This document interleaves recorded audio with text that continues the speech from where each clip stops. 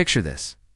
It's the late 1950s, a time of poodle skirts, jukeboxes, and the birth of rock and roll.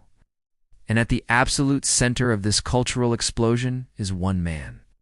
A man with a velvet voice, a rebellious sneer, and hips that sent shockwaves through a generation. He was more than a singer. He was a phenomenon. His records weren't just selling, they were flying off the shelves, shattering sales records left and right.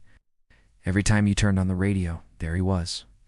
His voice crooning through the speakers, capturing the hearts of teenagers from coast to coast, was the undisputed king of rock and roll, and it seemed like his reign would never end. He was at the absolute peak of his fame, the biggest star the world had ever seen. The future looked limitless. But then, on December 20th, 1957, everything came to a screeching halt. In the middle of this whirlwind of success, news broke that no one saw coming. It was a development so shocking, so unexpected, that it sent his millions of fans into a panic. They were terrified. Was this the end?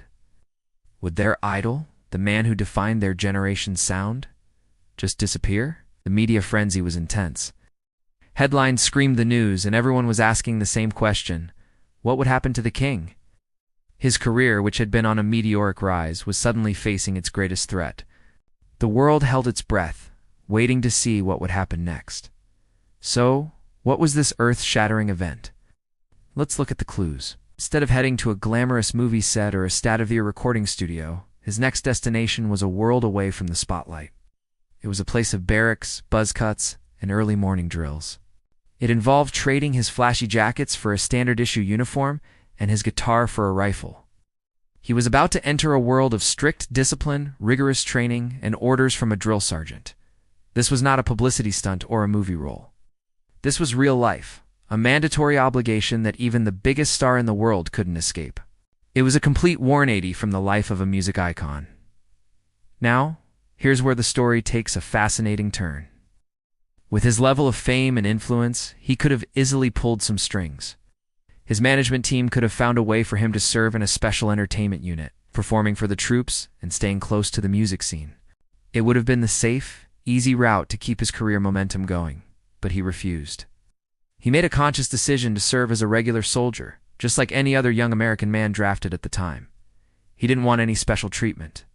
This decision to humbly accept his duty, to put his country before his career, completely transformed his public image. The rebellious heartthrob was now seen as a patriotic hero, a regular guy doing his part.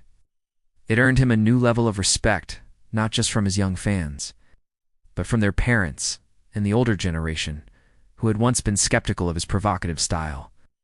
This pivotal moment in music history happened in December of 1957.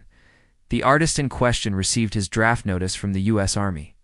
So, who was this legendary star who traded his gold records for army fatigues at the height of his fame? Yes, it was the one and only Elvis Presley.